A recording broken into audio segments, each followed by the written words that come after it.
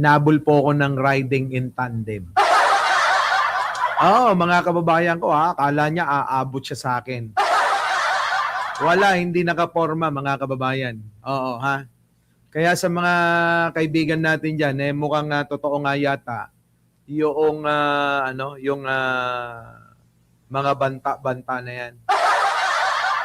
Oo, umano sa akin Dala-dala ko yung Kia Pride Tumabi mga kababayan, tas kinakatok ako ng ganun. Pagkatok sa akin, tinignan ko, dalawa, naka-helmet. Mga kababayan, ano gagawin nyo? Sige nga. Di syempre, hindi ko siya pagbubuksan, Bakit ko naman pagbubuksan? Siguro, sinisigurado, mukhang hindi naman yata ito yung, pinapadali sa atin, Wala, mga kababayan, talagang hinabol. Hinabol, mga kababayan. Oo. Wala, syempre kahit na mas sikip, siksik mo na yung sasakyan, di ba? Kaya yung Kia Pride ko, durog-durog ngayon. Wala, mga kababayan, hanggang siya makarating ko ako, siya pupuntahan ko at hindi na nakasunod. Oo. Wala, mga kababayan. Baka pants mo lang. Pwede ba yun parang may bubunutin Wala. Hayaan na natin mga kababayan. Kayo, ako lang ito. Hindi nyo ako mapapatahimik sa mga pananakot nyo na ganyan.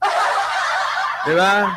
Hindi mga kababayan, hindi ho tayo ganun. Pero siyempre, hindi mo naman po pwedeng saluhin lang yung bala.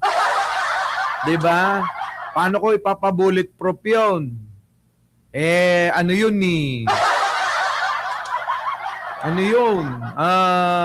Kia Pride lang yun. Mas mabigat pa yung bullet. Well, naka-report na nga Naka-report na. Syempre mga kababayan, di ba? Hanggat po pwede tayong umiwas ho tayo. Anyways, mga kababayan, kaya medyo yung mga kasukasuhan ko ngayon parang kailangan ng isang magandang babae na magmamasahe. Parang ganon. Gusto niyo makita yung meron, tingnan niyo mga kababayan. Inabol nga talagang nirat-rat ko Nirat-rat ko yung sasakyan, mga kababayan, kahit masikip Nasaan na ba yun? Wait lang. Yung itsura nung Kia Pride.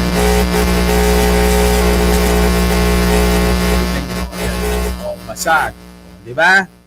Yung likuran. Tingnan nyo. Basag. Di ba?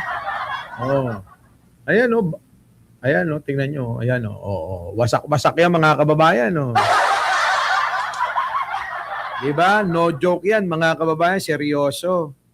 Kala nyo nagbibiro ko lagi Lahat kasi ng bagay mga kababayan para sa akin, yung may pinipili ko lang masyadong kailangan tayo, ganun, di ba? Sasagasaan ko talaga Benjamin Bernardo hindi na sumunod Di ba? Siyang ang buhay ko. Malapusa. Wait lang. Okay na ba? Okay na. Okay na. Press 1 nga kung okay na yung audio natin. Pwede ba? Paki-press 1 kung okay na yung audio. Okay na. Ay, Chang, paki kung okay na. Ha? Paki. Okay na. Yun. Okay na daw. Press 1 yun. Okay na. So ngayon, mga kababayan, di ba sabi ko nga sa inyo, talagang mukhang gigil na gigil sila sa kapugian natin. Ngayon, mga kababayan ko, pagka puro bodyguard na ho yung mga nandiyan dyan. Nandiyan na ho yung mga pinsang kong mga dating mga mga dating mga nasa militar, dating nasa mga pulis. nadagdagan patuloy tayo ng ano, no? Ng pasaw. Nako. Alam nyo, oo, kasama ko pa naman si Jen kahapon. Oo, wala na si Jen. Mga kababayan, yung sasakyan namin, grabe. Talaga, alangan naman na hindi mo layuan yun. Diba? Sobrang lang reels. Gagalit sila eh. Diba, no? Mura daw tayo ng mura, nagpapakabait ng ako. Ay, nako. Anyways, mga kababayan, dinadaan lang mo natin sa ganyan, ano? Baala na. Sabi nga ni Ping Lacson, pag oras mo na, oras mo na. Oo, tandaan nyo yan, ha? Pag oras mo na, oras mo na. Hindi pa natin oras, mga kababayan. Sakit. Sakit dito ko, dito. Sakit, dito. Nalamog daw, nalamog. Grabe, no, mga kababayan, ano? Ganon sila makipaglaban, ano? Tayo naman kasi gumaganti lang tayo pumapasubali lang tayo sa kanilang kung paano sila makipaglaban, di ba, mga kababayan? Tayo debunk lang, di ba? Opinion lang, ganon, di ba? Wala na ngayon, Arnold Lopez, baka gusto mong mag-apply na bodyguard. Marunong ka bang gumamit ng ng barel? Marunong ka ba gumamit ng Magnum 357? 'Di ba? Muntikan na ako kahapon, mga kababayan. Kung ito totoo seryoso Kung kahapon, mga kababayan, hindi ko pa nga sinasabi sa mga ibang vloggers to, baka mamaya matakot eh. Baka matakot kasi kaya hindi ko sinasabi, no. Bahala na sila pag napanood na nila to. Hindi ko sinasabi kasi, mga kababayan ko, para hindi magpanik, matakot, ano. Ngayon kasi, mga kababayan ko, niisip ko na ganun na lang sila, no, mga kababayan, ano, kapikon, 'di ba? Ganun na lang sila kapikon sa atin. Ano bang ginagawa natin, mga kababayan? 'Di ba tayo naman nakikipag-usap lang naman tayo sa kung paano sila lumaban sa social media. At kung ano yung klase ng pangungusap, 'di ba? Sila ganun din lang. Kinakausap natin sila sa kung ano yung way nila sa pakikipag-usap, paggamit ng mga salita na hindi naman dapat ginagamit. Sabi ko nga sa inyo, mga kababayan, hindi naman tayo palamura kailan ba tayo nagmumura? Di ba? Lately na lang. Para mas maunawaan nila yung gusto nating iparating sa kanila.